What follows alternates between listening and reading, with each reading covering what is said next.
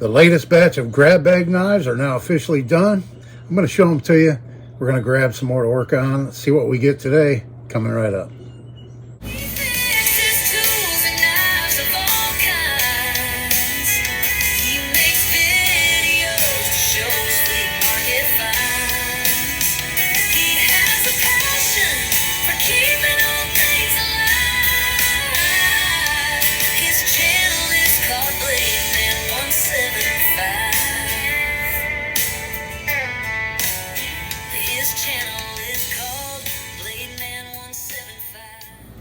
Hello everybody, and thanks for coming back for another video. This is Dave, and I'm glad you're with me for another episode of the Knife Grab Bag series. I just got these knives done, and I've got the door open because it's a nice day.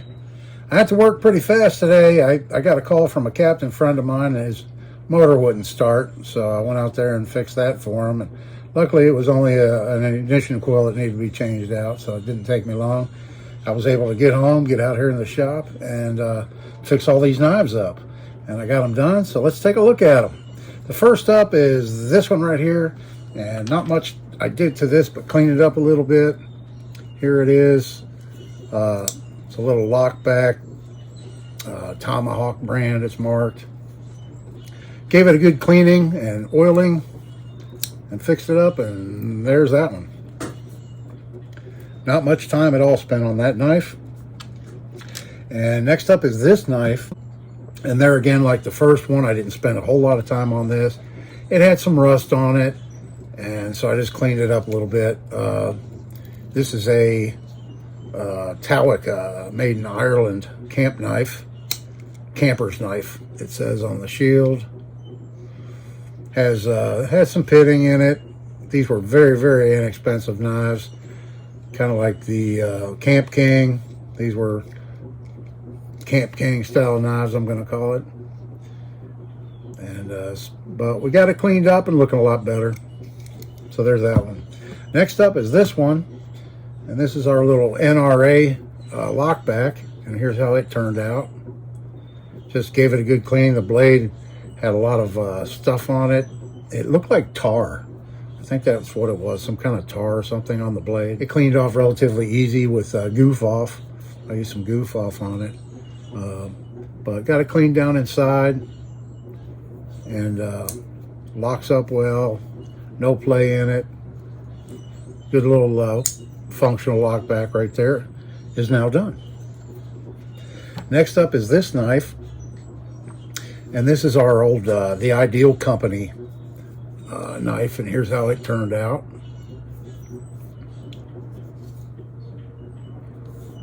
Had quite a few scratches, still does in the handles.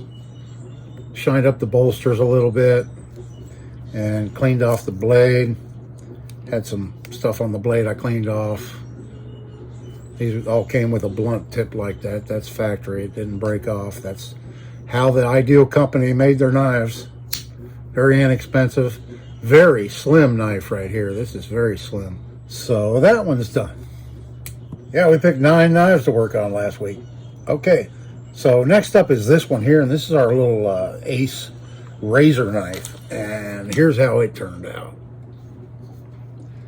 What I did is I just took a wire wheel and I took all that black anodizing off and just left it bare aluminum. And then I cleaned it up real good and put a fresh blade in it. And this one I had to spend a little time on. It was missing one of the bolts here.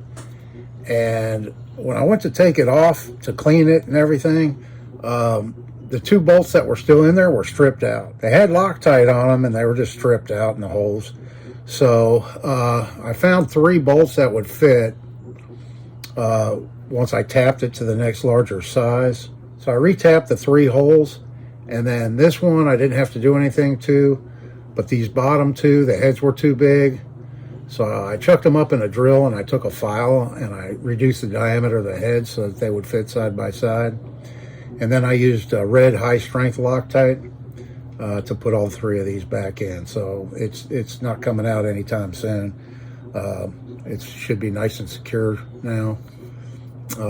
I had to shorten these 2 bolts. This one I found a little split washer I was able to, a little lock washer I was able to put on there, so I didn't have to shorten that bolt.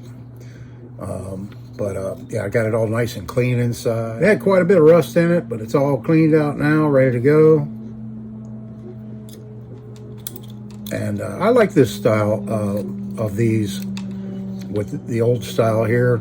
The kind that slide in with a push button. They get dirt down inside and everything, and they quit working properly, and they're just not as easy to work on as this old style here, blade changer. So I like these, and it's a lock back, and so that one's ready to go. And then next up we have this one, and this is another Ideal Company knife, and here's how it turned out. The Camper. Yeah, it cleaned up very nice. It had quite a bit of rust on it and stuff, but and it left some pitting in it, but overall not too bad. That's basically what all the blades look like right there. So our Ideal Company Camper knife is now officially done. Next up we have this one, electrician's knife, and this one's an old Cutmaster, and here's how it turned out.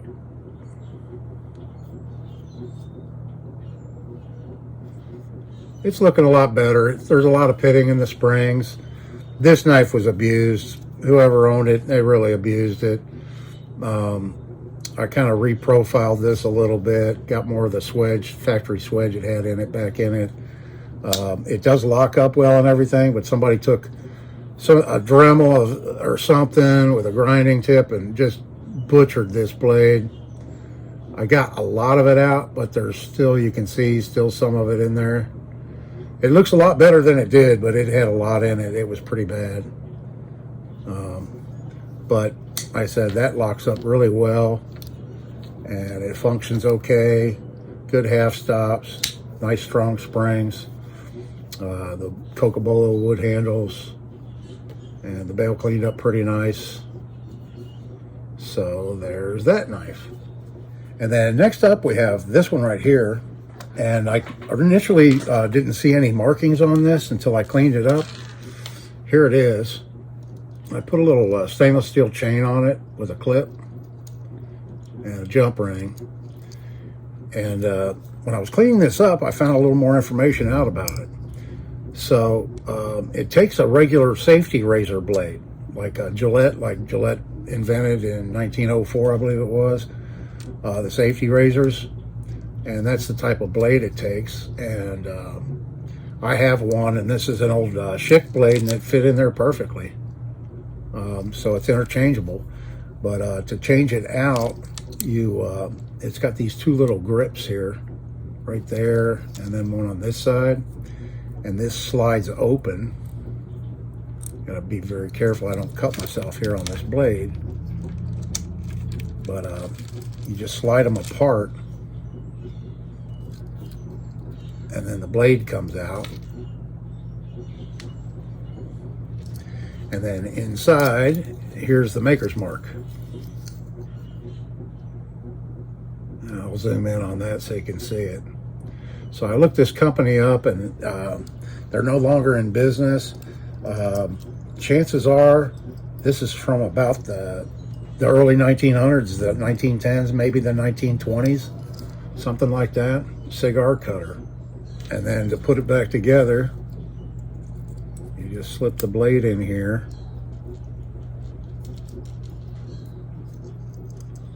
Like that. And then you just slide this closed. And it's as easy as that.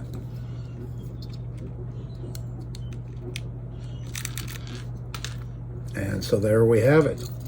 Yeah, it's made all out of nickel with a brass grommet, and it's all nickel silver.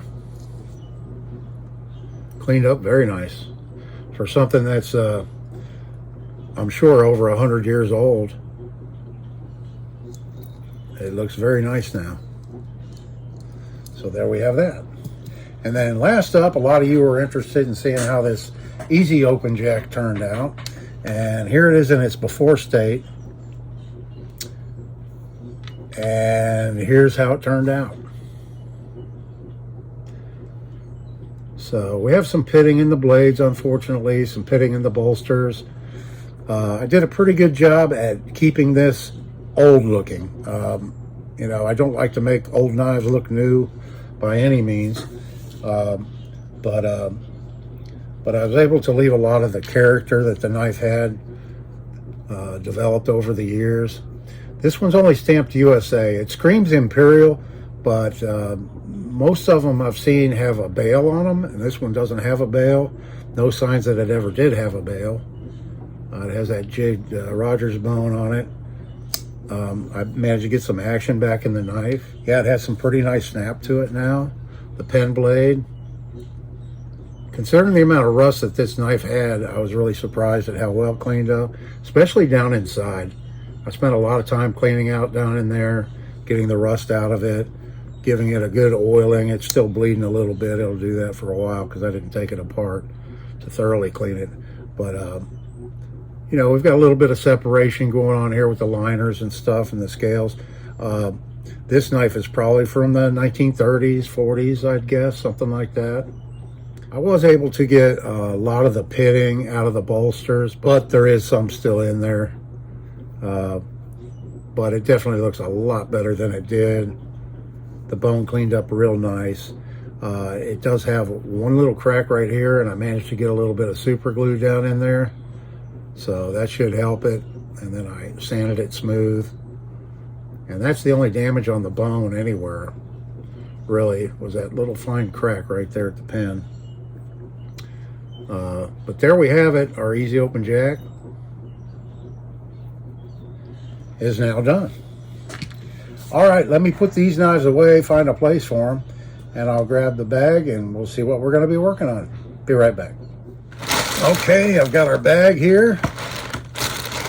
Let's reach in and grab a handful and see what we're going to be working on today. Try to get a good sizable handful here. Oh, I managed to get a little one. There we go. That's what we have. All right. We've got 1, 2, 3, 4, 5. I've only got 6 today.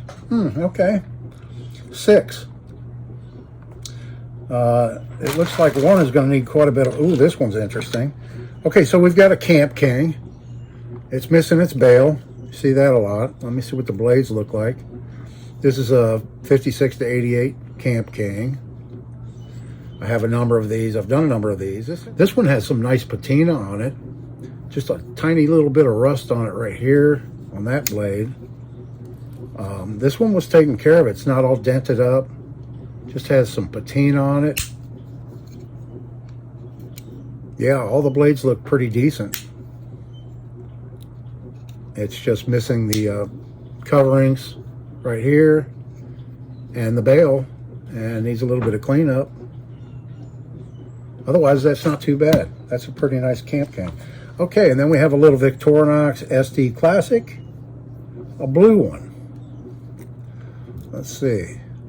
Yeah, this blade looks pretty good. It's got a little bit of stuff going on down there to clean up.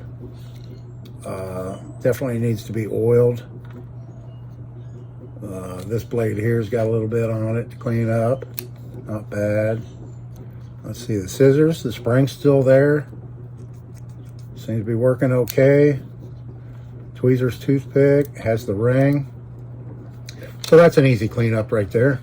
Okay, and then we have this, sure made in China. Big old blade on this thing. It just says stainless steel. That's the only markings I see anywhere on it. It's a liner lock. Has this big old massive blade.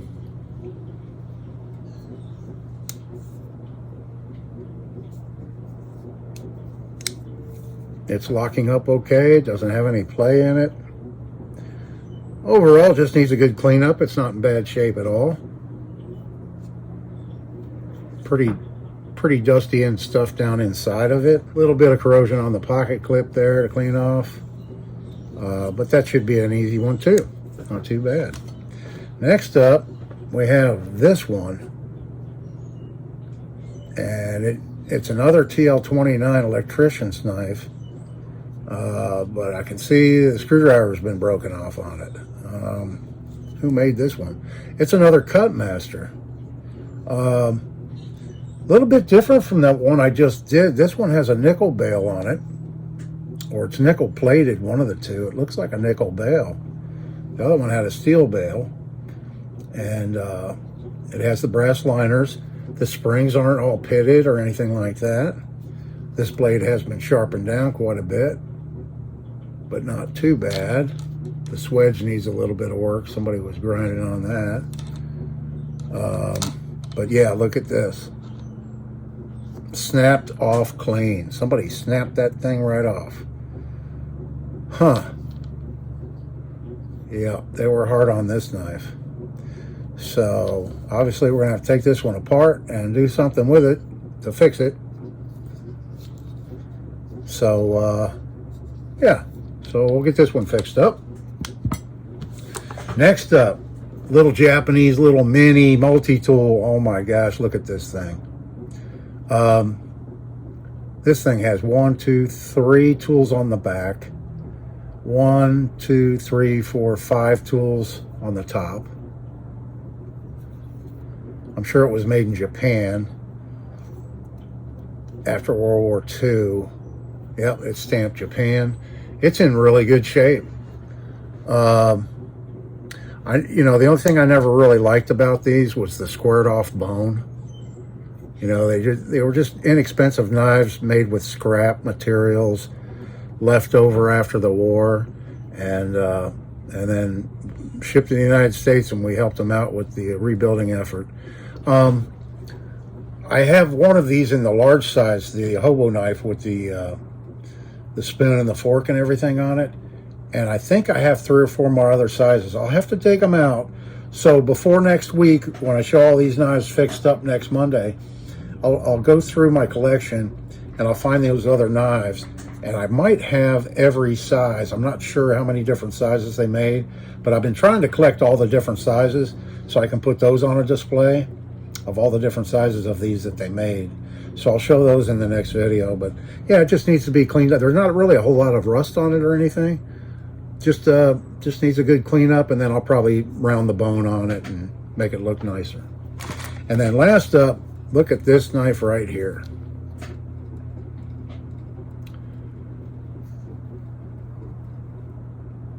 So it has horn handles, genuine horn handles. This handle here has got some chips missing out of it on this side, and then totally different color on this side.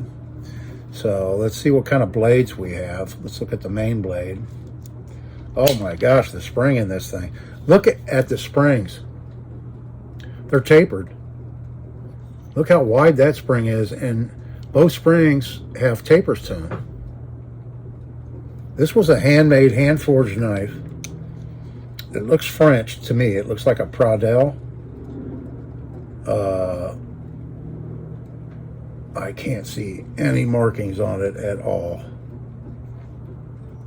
But this knife screams Pradel, French knife, because just looking at the bolsters on it, and then this is a sewing awl right here.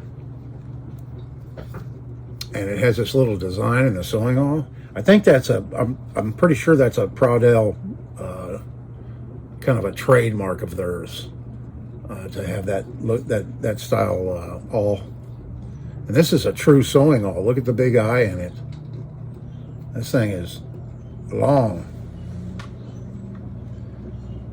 Yeah, it's almost 3.5 inch long awl right here. It's got some rust down inside. Let's open these other blades up so we can get a proper look at this knife. Yeah, down inside, you can see the rust right there. And then the other blade is a saw, a very aggressive saw. Look at the teeth on that thing. And ooh, they're sharp. They are very sharp. So here we have it. This will be a good cleanup. This is a really good candidate for a cleanup. Not sure what I'm going to do about these chips right here. I may try and fill them rather than try to sand them out, because it's so close to that pin right there. I don't think that would look right trying to reshape them and sand them out. So I think I'll try and do some type of a filler in there to make it to where, you know, even if it shows at least. Yeah, I think filling it would be a good idea, and then at least it'll look like it's been maintained and cared for. Yeah, there's quite a bit. It has steel liners and they're rusty. But yeah, you can even see the taper right here. And then those tapered springs. That's very unique. Very unique. Very cool old knife. I'm sure this thing's over 100 years old. Listen to that snap. Man. Man. Wow. Pretty cool old knife right here. Yeah, I'll spend some time and do a really good job cleaning this one up. It's got a few dings and stuff here where somebody was hammering on it or whatever. But yeah, we can get it cleaned up and looking a lot better. So there we have it, folks. Today's pick. Only 6 knives. Maybe that's the new number now. It's going to be 6. It was 7 for a while, then it was 9 for a while. Maybe now it's going to be 6 for a while. Who knows? I have some more videos planned for this week. I do have a doctor's appointment on Wednesday, so I might not be able to get a video out Wednesday. We'll see. But in the meantime, check out my other videos. And so that wraps up today's episode of the Knife Grab Bag series, folks. I really do appreciate you sticking around and watching the video. Let me know if you have a favorite. Love hearing from you. I hope everybody's having a great day today. This is Dave. See you in the next one.